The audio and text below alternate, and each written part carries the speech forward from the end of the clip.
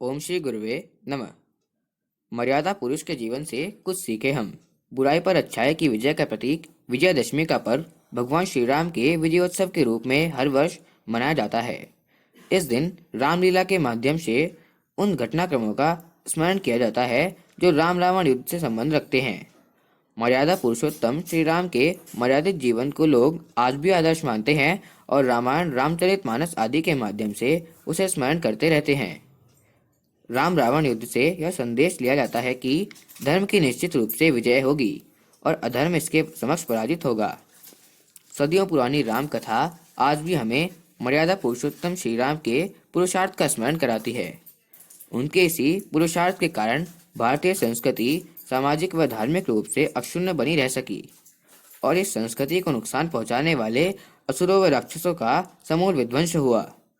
यही कारण है कि राम कथा आज भी जनमानस के मन मस्तिष्क में गंगा की अविरल धारा के समान प्रवाहमान है। इसका श्रेय गोस्वामी तुलसीदास द्वारा रचित रामचरितमानस को जाता है, जिन्होंने श्री राम के संपूर्ण जीवन चरित्र, विशेषकर पारिवारिक चरित्र व सामाजिक राजनीतिक संस्कारों को आमजन की भाषा में जन जन तक पहुंचाया। इसके माध्यम से उन्होंने न केवल समाज में एक आदर्श व्यक्तित्व की स्थापना की, अपितु मानस में निहित दोह व चौपाइयों के माध्यम से उन्होंने भारतीय संस्कृति, जीवन शैली, संसार व आध्यात्मिकता के अनेक पहलुओं को स्पर्श किया और बखूबी उनका वर्णन। तुलसी के मानस में भगवान श्री राम केवल एक धनुर्धारी योद्धा ही नहीं है, अपितु एक लोकतांत्रिक राजा भी हैं, जिनके लिए प्रजा का सुख सबसे पहले है। श्री राम ने अखंड भारत का निर्माण किया। उन्होंने अयोध्या से लेकर लंका तक के विशाल भूभाग पर विजय प्राप्त की और अपनी प्रजा को ही प्राथमिकता पर रखा। उनके राज्य में प्रजा अत्यंत सुखी थी। गोस्वामी जी श्री रामचरितमानस के उत्तर कांड में कहते हैं, दैहिक दैविक भौतिक तापा, राम राज नहीं कहाहुई व्यापा, सब नर करहि परस्पर प्रीति, चलहि स्वधर्म निरत श्रुति नीति। अर्थात राम राज्य में दैहिक दैविक और भौतिक ताप किसी को नहीं व्यापते थे। सब मनुष्य परस्पर प्रेम करते थे और वेदों में बताई हुई नीति मर्यादा पर तत्पर रहकर अपने अपने धर्म का पालन करते थे।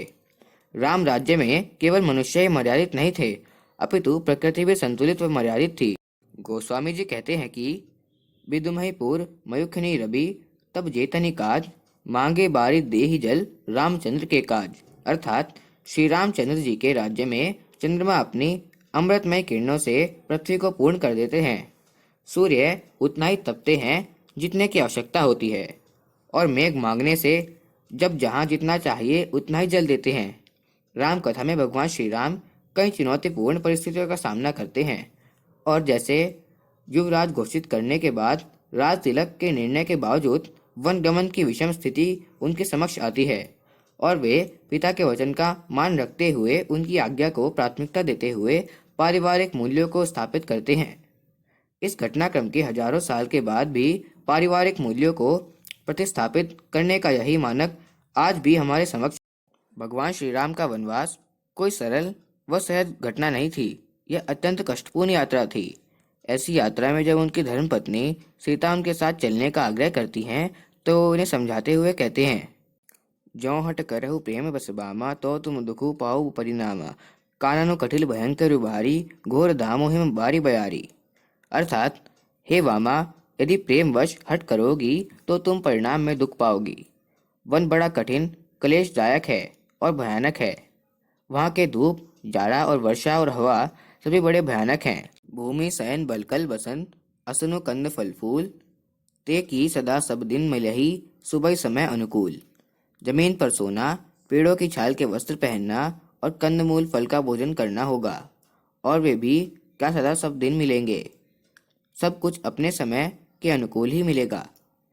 राजमहलों में रहने वाले श्री राम को यह पता था कि 14 वर्ष का वनवास अत्यंत कठिन होगा, लेकिन उन्होंने पिता की आज्ञा को सर्वोपरि मानते हुए कहा, सुनु जननी सोई सुतु बड़भागी, जो पितु मातु वचन अनुरागी, तनय मातु पितु तोष निहारा, दुर्लभ जन्य सकल संसारा। अर्थात हे माता सुनो, वही पुत्र बड़भागी है जो माता पिता के वचनों का अनुरागी, पालन करने वाला है। आज्ञा पालन के द्वारा माता पिता को संतुष्ट करने वाला पुत्र, हे जननी, सारे संसार में दुर्लभ है। मुनिगण मिननु बशेषि निबन, सबे भांति हित मोर, तेहि मह पितु आयसु, बहुरी समंत जननी तोर। वन में विशेष रूप से मुनियों का मिलाप होगा, जिसमें मेरे सभी प्रकार के कल्याण है। उसमें भी फिर पिताजी की आज्ञा है, और हे जननी, तुम्हारी सम्मति है। श्री राम के वन में जाने के पश्चात उनके छोटे भाई भरत को राज्य मिलेगा। इस बात से भी हर्षित होकर वे बोले। भरत प्राण प्रिय पावहि राजू, विधि सब विधि मोहि सन्मुख आजू। वनवास में रहकर श्री राम, उनकी भार्या सीता व अनुज लक्ष्मण ने तपस्वियों का जीवन बिताया। वन के कष्ट सहे और वन में निवास करने वाले असुर राक्षसों का संहार किया। सत्य तो यही है कि श्री राम के वनवास का उद्देश्य धरती को निश्चरों से हीन करना था। इसलिए उन्होंने प्रण किया था कि निशिचर हीन करूं मही, भुज उठाई पनकीन, सकल मुनिन के आश्रम नहीं, जाय जाय सुख दीन। इसी क्रम में शूर्पणखा प्रसंग खरदूषण वध हुआ, और इसकी प्रतिक्रिया स्वरूप रावण द्वारा सीताहरण का प्रसंग हुआ। इस घटनाक्रम के बाद राम यदि चाहते तो अयोध्या से सेना बुलवा सकते थे, लेकिन उन्होंने स्थानीय वन के ऋषि मुनियों, मूक पशु पक्षियों व वन में निवास करने वाले वानरों से सीधा संवाद कायम किया, और उनकी सहायता से अपने सूझबूझ और अपने शस्त्र कौशल से बाली का वध करके वानरराज सुग्रीव से मैत्री की, और फिर उनके साथ मिलकर माता सीता की खोज की।